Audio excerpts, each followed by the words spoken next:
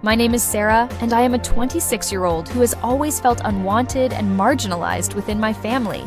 In a stark and painful contrast, my younger sister Emily, who is 4 years my junior, has perpetually been the focal point of our family's attention and affection.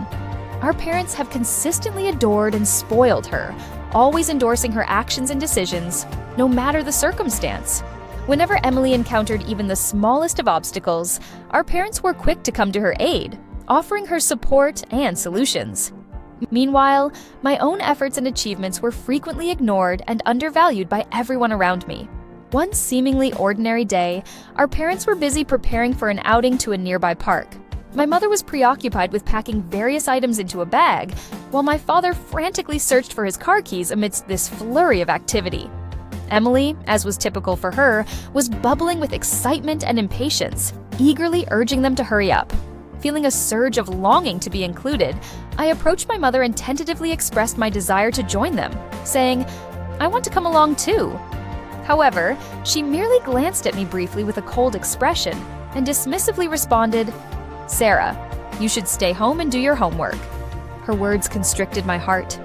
My father remained silent, offering no words of support, and Emily cheerily exited the house, cheerfully calling out, "See you later."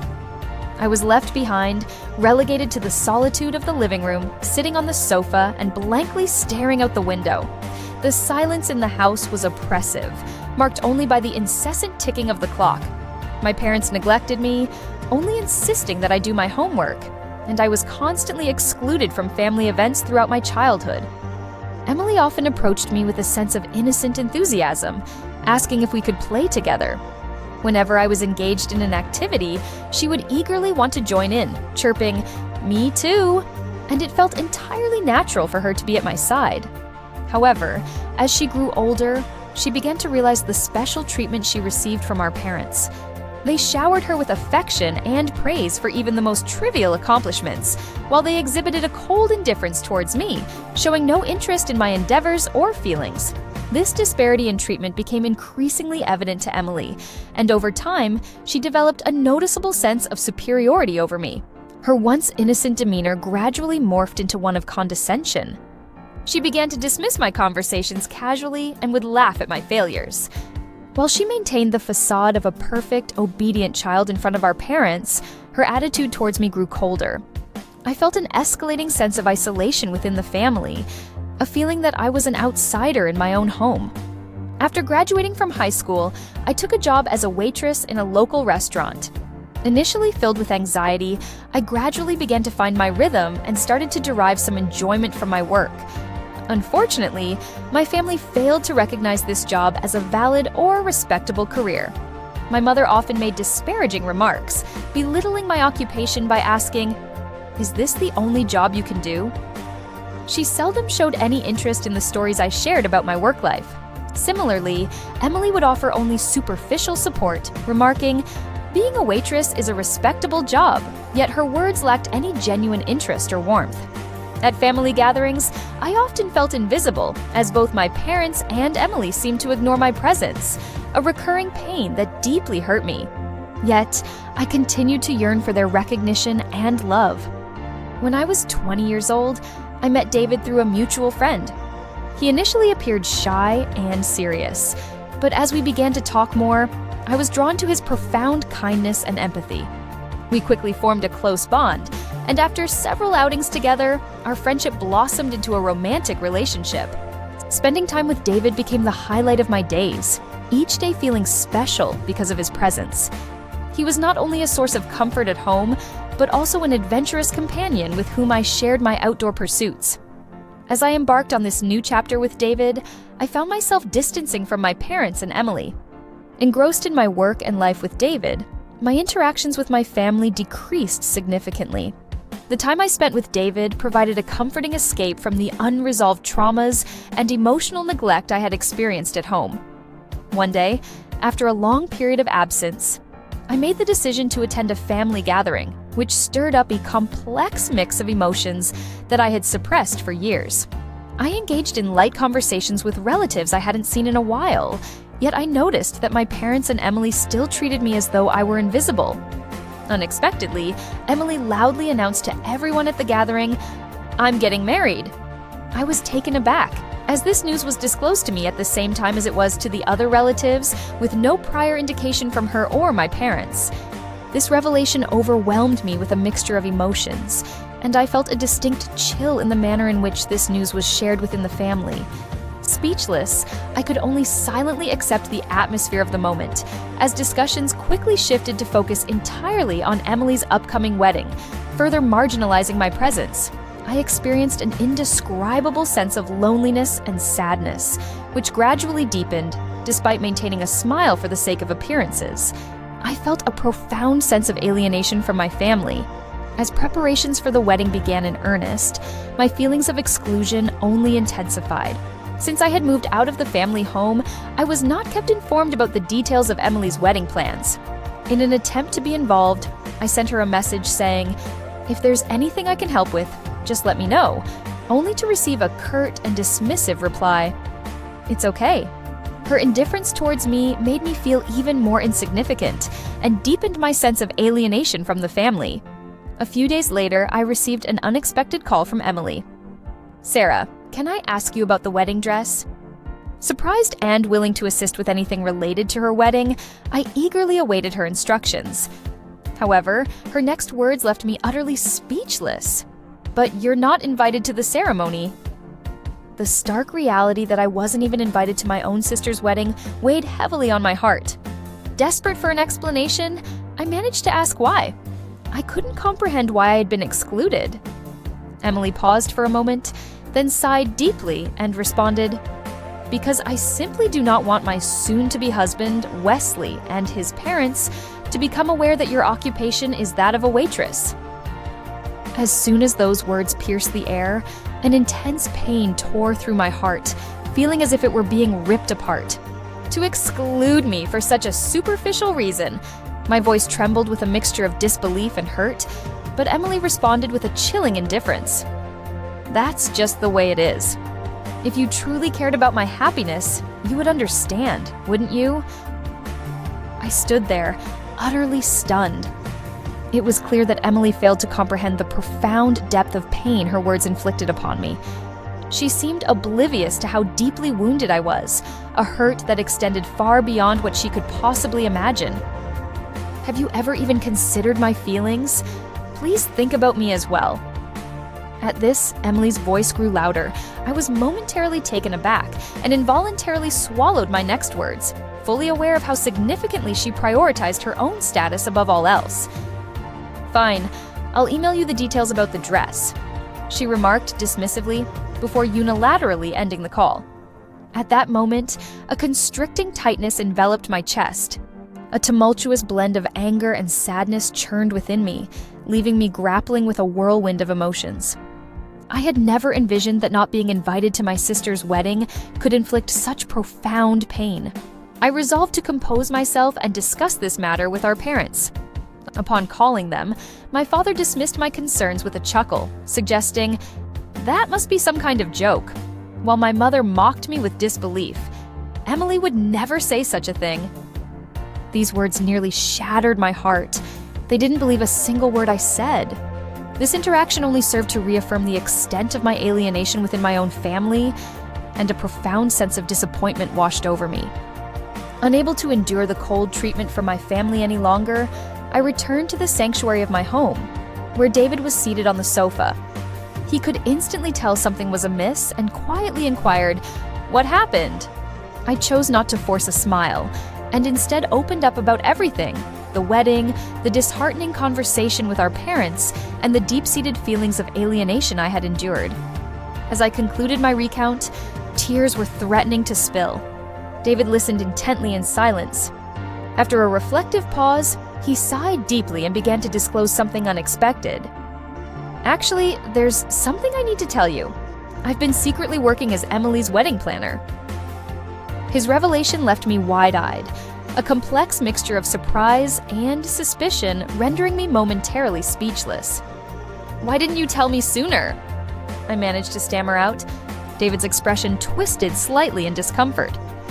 "I knew you had distanced yourself from your parents and Emily, and considering that, I opted to remain silent.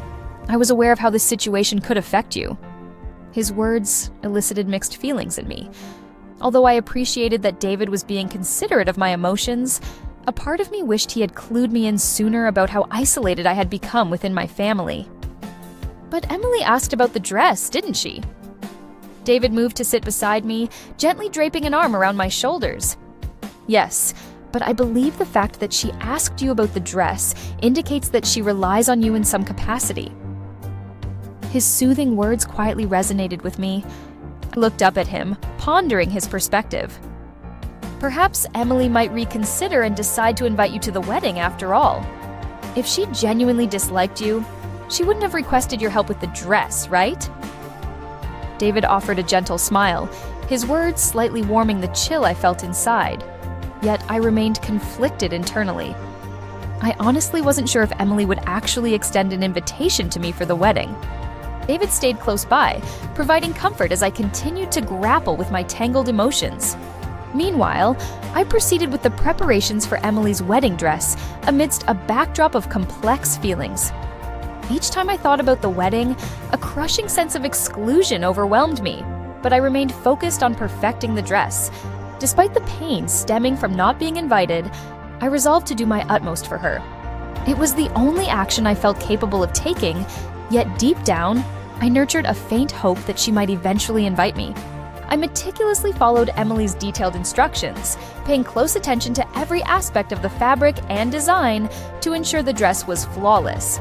However, no invitation to the wedding ever materialized. Then came the day of the rehearsal dinner. The venue was adorned beautifully, and relatives and friends gathered, enveloped in a festive atmosphere. During this event, Wesley, Emily's fiancé, appeared visibly puzzled by my absence. We had been acquaintances since our college days. Although not intimately close, we had always maintained a comfortable rapport. This likely fueled his concern over my absence. During a break in the dinner, he approached Emily with a question. "Hey, why isn't Sarah here at the rehearsal dinner? She's family too, isn't she?" Emily hesitated briefly before responding with a forced smile. "Well, she seems to be busy with work. I don't think it's something to worry about." Wesley's expression clouded with a slight frown as he persisted. "But isn't it strange that your sister isn't participating?" Those words must have been unexpected for Emily. After pondering for a moment, Emily spoke.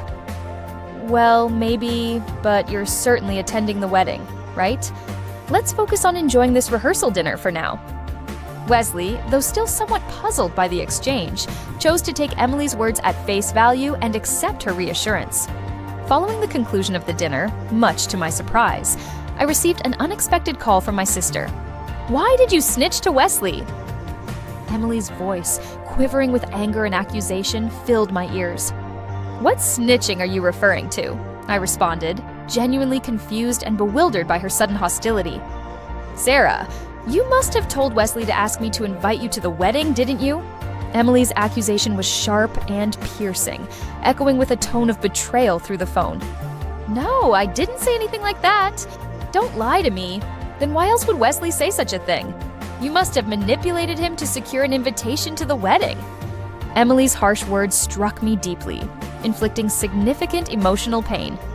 "I really didn't say anything, Emily," I choked out, struggling to defend myself amidst her unfounded accusations. "Stop interfering with my wedding. It's none of your business." Saying that, Emily hung up the phone. Several hours later, my phone rang again, this time displaying the names of our parents. As I answered, I was immediately met with my mother's icy voice, her words dripping with disappointment. "Sarah, what are you thinking? Interfering in your sister's wedding? What could possibly be your motive?" Her accusation shocked me. "I didn't ask for anything. Wesley was merely curious," I tried to explain, but my father's stern and disapproving voice soon followed, adding to the barrage of criticisms. "Do you realize the extent of the trouble you've caused Emily with your actions?" he demanded, his tone cold and accusatory.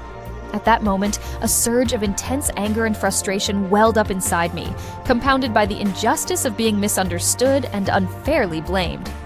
"I don't want to say anything anymore.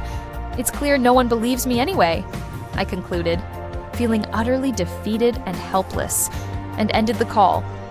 tears threatening to spill over, crushed by the harsh words of my family, I was overwhelmed by a profound sense of frustration.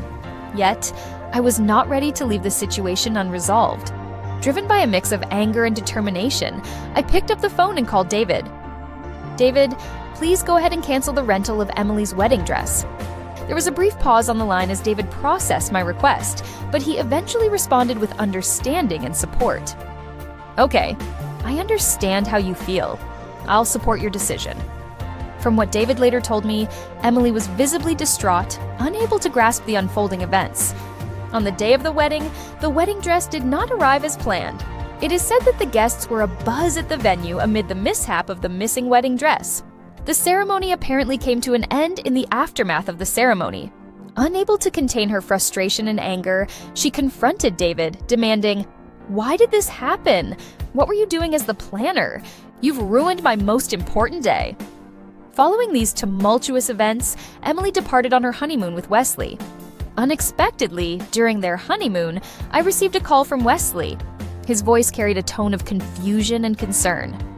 "Sarah, I need to ask you something. I tried discussing why you weren't at the wedding with Emily, but she's been evasive," he continued, his words tinged with confusion and suspicion. "Honestly, I've been puzzled about your absence. I felt compelled to know the reason, so I'm calling you even though we're still on our honeymoon." Anxiety and suspicion were evident in his voice. I carefully chose my words as I responded, "It's because Emily was concerned about you and your parents knowing I'm a waitress. She was probably worried about how you might perceive that, especially since she wasn't aware that we're friends."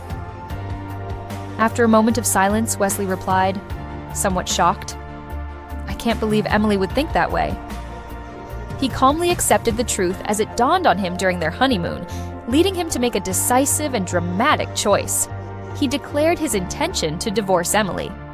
When Emily returned from the honeymoon, she went to her old house only to discover a "for sale" sign planted in the front yard. Frantically, she called me. "What's going on? Why is the house being sold?" I responded calmly after taking a brief moment. "Our parents asked me to let you stay there, but since you got married, I assumed it was no longer necessary and decided to sell it." Emily was silent for a moment. Then her voice, trembling with emotion, revealed, "Actually, I'm getting divorced." I was taken aback and momentarily lost for words. "Divorce? But weren't you just on your honeymoon?" As I spoke, the memory of Wesley's unexpected call during their honeymoon resurfaced in my mind. "You're to blame for my divorce!" Emily's accusation shook me deeply. I found myself speechless, feeling the sting of her words deeply. "Wesley discovered that you weren't invited to the wedding because I didn't want him to find out you're a waitress. You must have told him everything, didn't you?" As Emily's anger was directed fiercely at me, I stood silently, overwhelmed by the situation. "It's all your fault," I managed to reply with a trembling voice. "Emily, I never intended to hurt you, but when Wesley asked, I couldn't lie.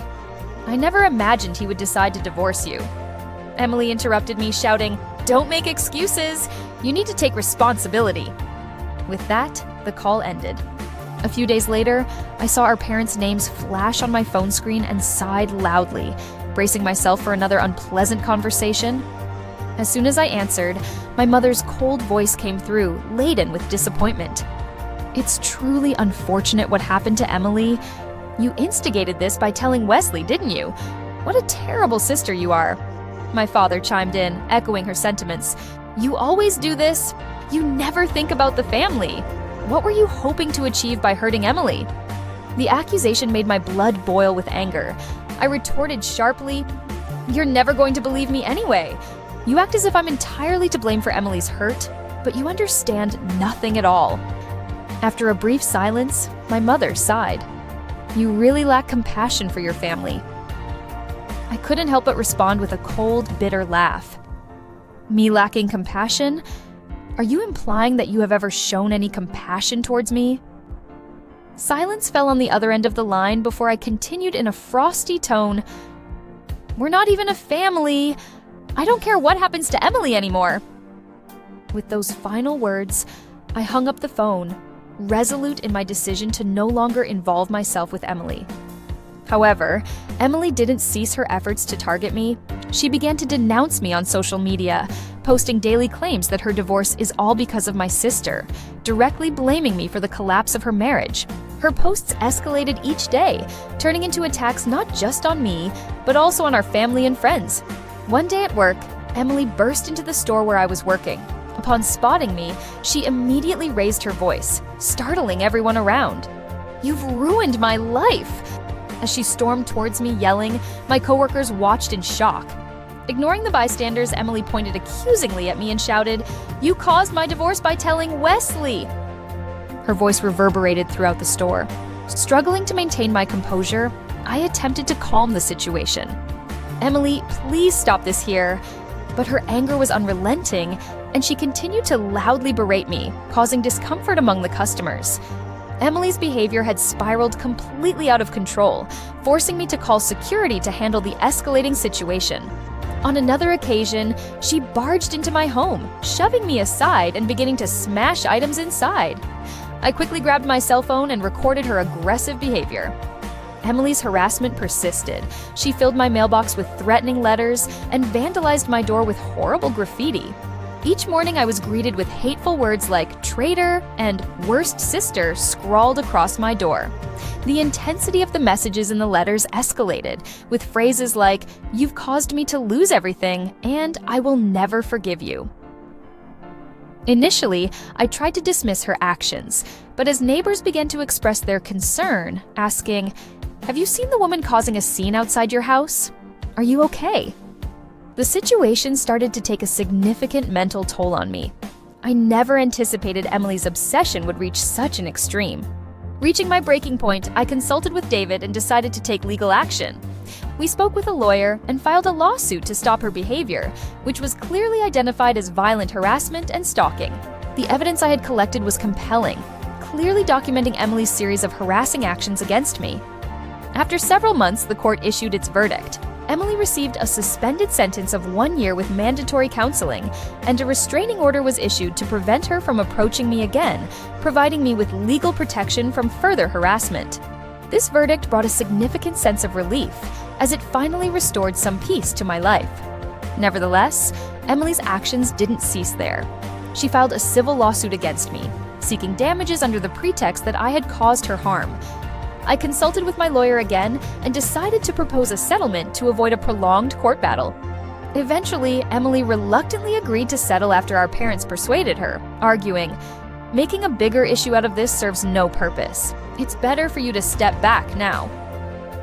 Emily remained dissatisfied to the end, muttering resentfully, "It's all her fault." After the settlement, now legally protected, I gradually began to reclaim a sense of normalcy in my life. Whenever I felt anxious, David was there to provide comfort and support. While the scars from the past events may never completely vanish, with David's steady presence, I no longer live in fear and am able to enjoy a peaceful daily life. We moved to a new city, severing ties with my family in the past, and embarked on a fresh start with David. Each morning we would sit together, sipping coffee and discussing our plans for the day. These simple, everyday routines became my greatest source of happiness. "From now on, let's walk forward together," David would say gently, holding my hand. The warmth of his touch permeated through to my heart, soothing the residual pain.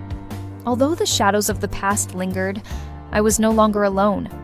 With David by my side, I found the courage to step into a new future.